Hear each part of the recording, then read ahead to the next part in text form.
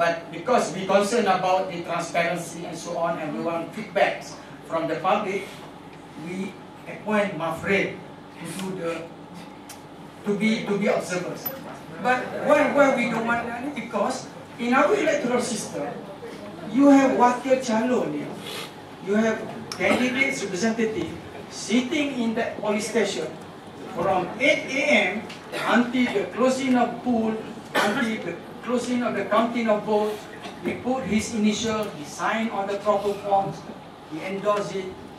Why we need foreigner, or why we need people to do it? Because that is the main core of election. What is happening in the police station from A to Z until the votes are counted.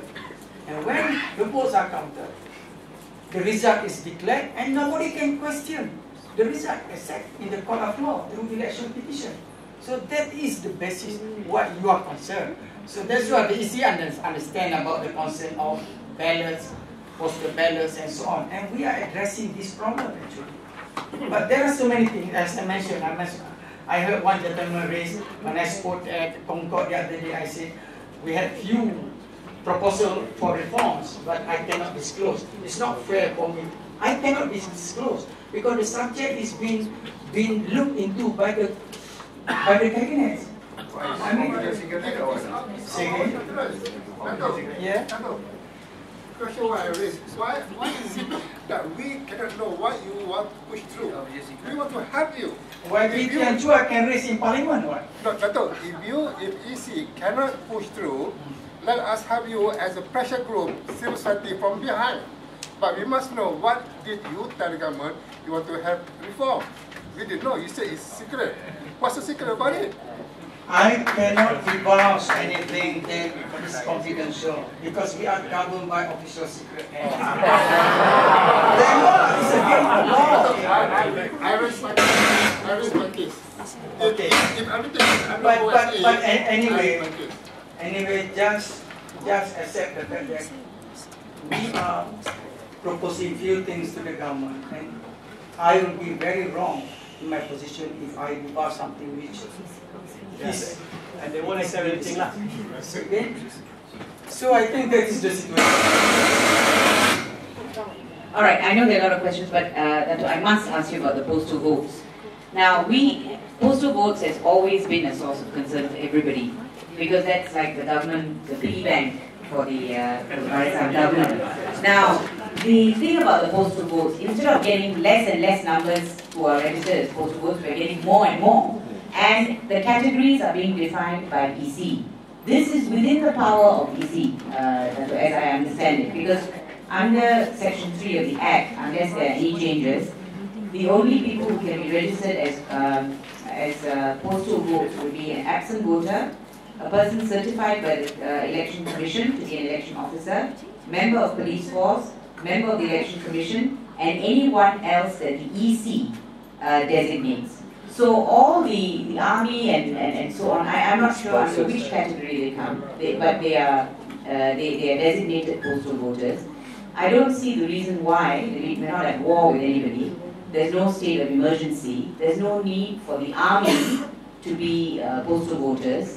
We are also very concerned that a territorial army is being set up. There are two things wrong with that. Number one, it is intimidating. Number two, we are very concerned they are going to be registered as postal voters. Then number three, there was an announcement that medical personnel may go in as postal voters. So the categories seem to be increasing. Now this is, Dato', you talk about EC's power. This is within EC's power. And I can tell you, as civil society, we are very, very unhappy with the postal votes. Yes, we are. Could you give us some assurance about that, the situation? And their spouses. By the way, the spouses. There was a report that sometime in by 2010, there were about 18,500 spouses of military personnel who were being registered as postal votes. That we don't understand why. So, Dato', can we have some explanation? The statistic was wrong. Now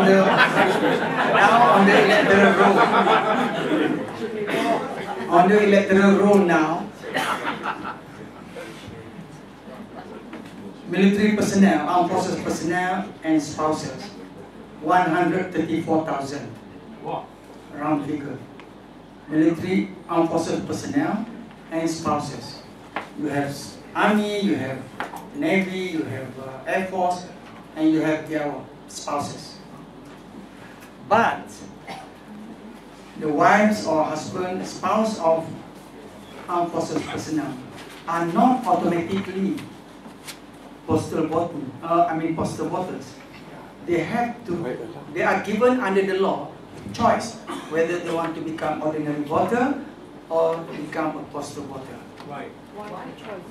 Why their spouses given the choice? Then I want to be given a choice. No. You can read. Yes. I am. Wives or spouses of armed forces personnel are given choice under the law. Why? Where Because is the some of wife them don't want to vote in the camp. Why? Why? Don't give the choice. Don't give the choice. I got no choice though. No, these people are categorized as postal voters, you know. Pengundi tidak hadir, absent voters. Absent voters, okay? Defined by you. No, you please.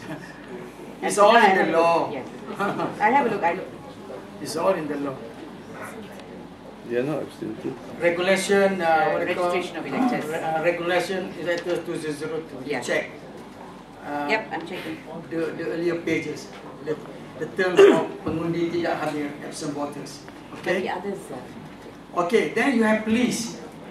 You have the police. The police, same thing also. The wives are given choice because not all wives wants to vote in the camp.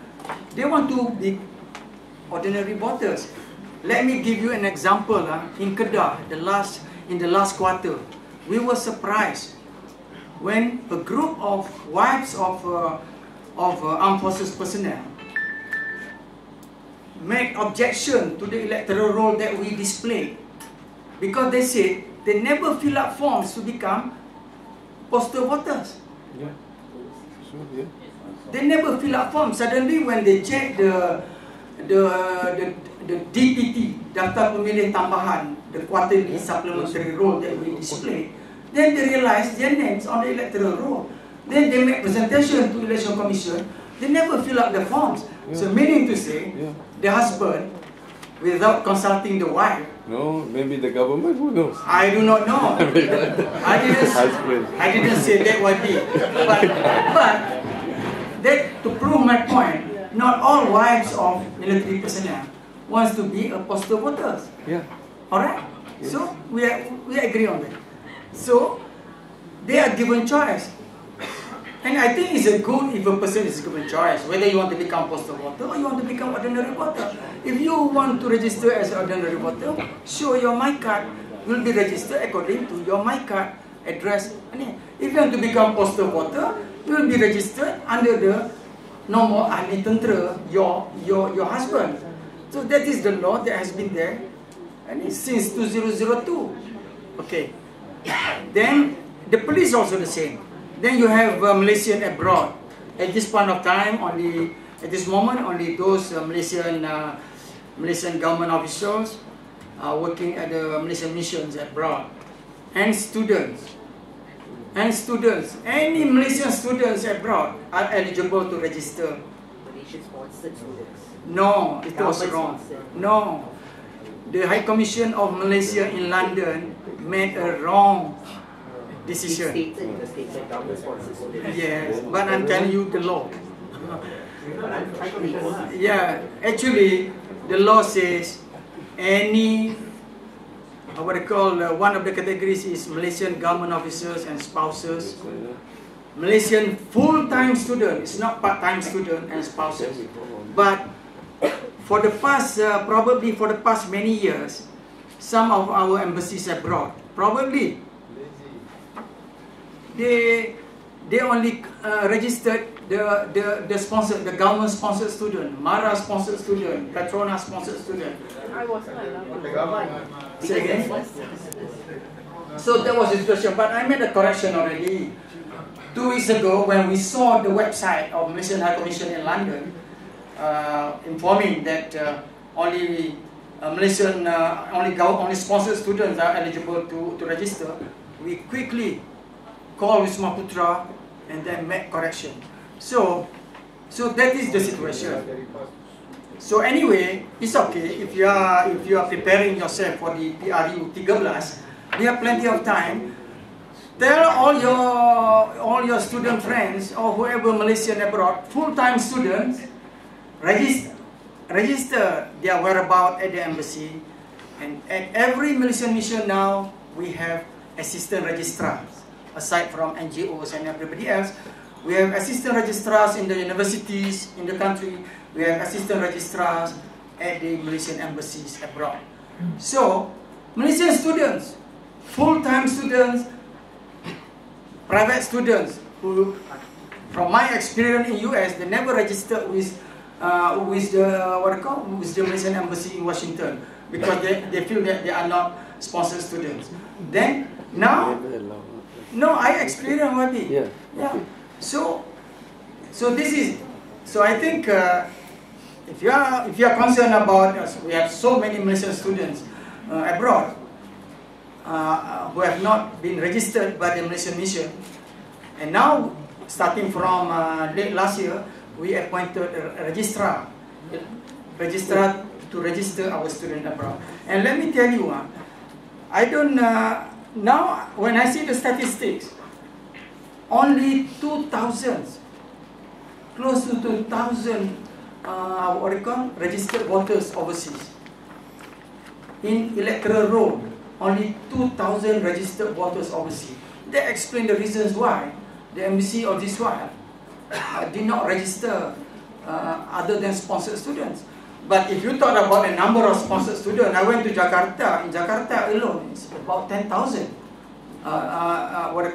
students. Majority sponsored students. In Australia, maybe about 20,000. Not to mention UK and so on. So now, Egypt recently came back. So it's close to 15,000. But if you see the electoral roll, Malaysian government officials plus Malaysian students abroad, only 2,000. That shows that we have so many people who are eligible to register abroad. They have not been registered. But now we are getting feedbacks slowly and we are improving. That's why now we are appointing assistant registrar at Malaysian embassy abroad. So we are doing that improvement. I think before we go on, I think you better. I don't think this should be an ad hoc policy because because I think you didn't think through. Because once you register, how do you get yourself out of the postal vote? Once you come back, I'm coming. The military people for their whole life. Okay, now I'm you're talking about registering thousands and thousands of students. No, because and how do they get out? Because there was a chat just now. There is a chat just now asking about Malaysian abroad. Now I'm coming to postal voting. Yeah. All right. We have discussed with the government to make some changes in postal voting system. But I must tell you, it is not easy. It's not easy, okay? But let me see. Let me tell you, the military personnel, the Armed Forces Council and Ministry of Defense, their policy is whether elections or non-elections, if not during the combat duty, the military personnel must be in the camps, must be in their specific camps. Okay, so that is the policy.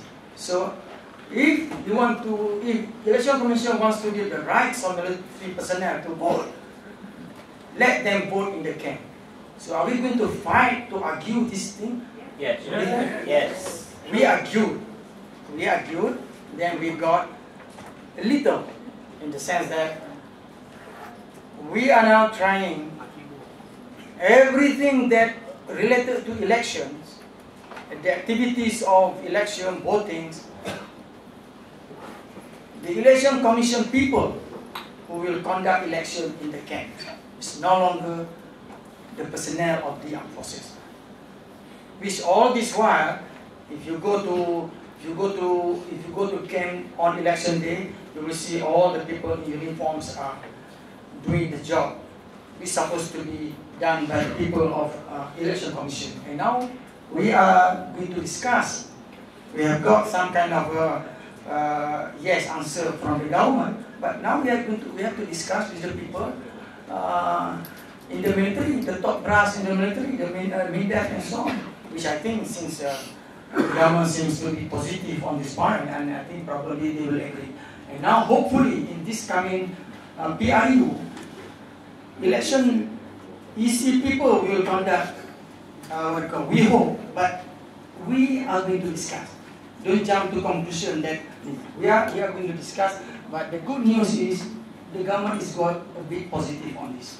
So I think we have won a little bit in the sense that ballot papers and all the envelopes of postal voting are no longer handled by other people, all handled by the election commission staff, the civilians that we appoint to carry the job just like they do at the time of polling day in respect of ordinary voting. So that's the thing. And we are going to do away with this all this complicated, we plan, we are going to discuss it also, all this system of envelopes, one ballot papers put in the envelope and then put another envelopes and then sign Boran Dua as a witness Boran and so on. We are trying to get agreement to discuss with MINDEF to do away with this use of Boran Dua and so on. So there will be no more postal voting in the camp, meaning to say that ordinary ballot papers, just like what is being issued on polling day, will be handled by the SPR people, get the list of registered voters, postal voters, come call one by one, in the presence of candidates, representatives, wakil calon and so on. But we cannot do this outside. We have to do this in the camp. But it's okay. If we compare as the system before, where SPR officer just be there to witness whether all the process carried out according to the laws and regulations. Now we are doing the job in the camp. We take over all the duties or the job that been done by the military personnel before. And probably we'll do the same with the police. Just to clarify, that one is correct, and there is the Election Registration of Electors Regulations 2002, which says that absent voter includes a serving member of regular naval, military or air force, and the spouse of a serving member of any force referred to in paragraph A who elects to become an absent voter, and so on the public services. But, Dato', can I just ask you this, and I hope EC will consider. These are regulations, and these regulations are made under the Main Act. And it is EC who has the power to make these regulations, which means EC can amend these regulations, can change these regulations. The government, and I think what it says under section 16 is that the election commission may, with the approval of the Yang Di-Pertuan, make regulations. So I think EC can actually take the lead on this issue of designation of the various persons under postal vote. So I would urge the EC to look at that, to look at the legal side of that. That is something that is within EC's power. The regulations are yours to make. And I'm going to now allow one last comment, because it's 10 o'clock and I think... we request for extension of time or another meeting. Yes, go ahead. Yes, you've been waiting. Yes.